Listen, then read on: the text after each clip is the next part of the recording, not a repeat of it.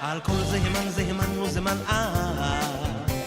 על כל זה הימנו זמן שעודום שוימר בגבול לשוינוי שוימר מצורי סנפשוי על כל זה הימנו זמן על כל זה הימנו זמן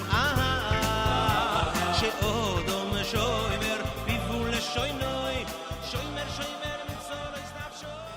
Good morning, everyone. A few weeks before we have anything on our calendar, I thought it would be a very good time to deal with the most controversial issue that I know in shuls, and that is talking in shul. I'm not talking about talking during time that you're not allowed to talk, such as during Chazarat Hashatz, between Baruch Shamar and Yishtabach, etc.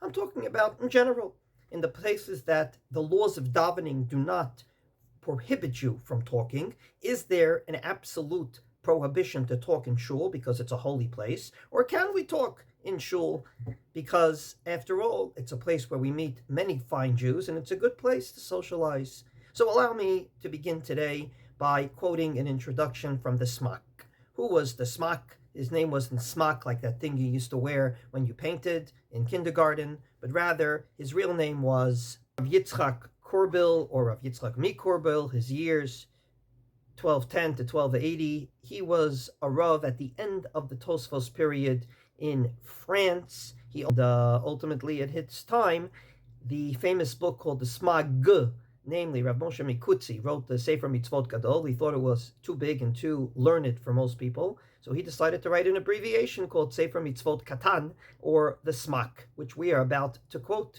from. And in it he says, Oy lahem lamedabrim dvarim b'tehlim, osim schok v'kalut rosh bebeit hakneset b'sha'at hatfilah. Woe to those who, during davening, deal with mundane things, or even worse, actually engage in schok vekalut rosh, which means the opposite of solemnity. We should learn from people that go to church, no more, no less. How do they go to church? They come into church. They stand totally silent when they stand in church. So all the more so us who stand before God, the King of all kings, in shul. So very interestingly, Rav Yitzchak Mi Korbil comes along and says that we should learn from the Christians. In other words, just like they stand quiet in their shul, quote unquote, so should we. Should not talk in shul, dvarim betelim, namely mundane things that are not needed, or even worse, the opposite of solemnity, being very frivolous in shul. The Shulchan Aruch paskins this la halacha. The Shulchan Aruch says, "Batek nisiot uvatei midrashot ein noagin bahen kalut rosh kegon tzchok v'hitul v'sicha betela." In shuls, we should not engage in any sort of being light-headed, and therefore we shouldn't be passing around jokes and whatnot, and engaging in what he calls sicha betela, meaning doing things talking about things that have no real significance, have no real relevance, have no real results to it. And indeed, the Shara Tzion comes along and says that even though many shuls outside of Israel were built what's called al Tanai, namely they build the shul with the condition that they can eat there, they build the shul with other conditions, this does not apply to the issue of talking things that are either schok, v'hitul, v'sicha betela, jokes, unsolemnity, or in the opposite of solemnity behavior, and of course sicha betela, which literally means having a conversation in things that are not needed.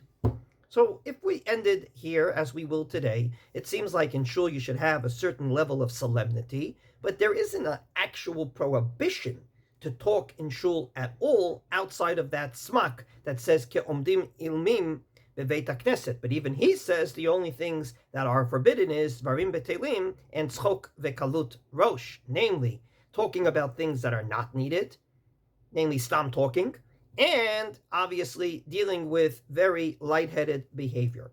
So if we ended the shir here, we would basically say you come into shul with a sense of solemnity, but you can talk about things that are serious, things that are needed. However, God willing, tomorrow we'll see that our poskim actually have not one, not two, not three, but 5 different opinions on this issue. Can you talk outside of the parts that prohibit it? Can you talk about things that don't come into the actual definition of schok, vekalut, rosh, and sicha betela?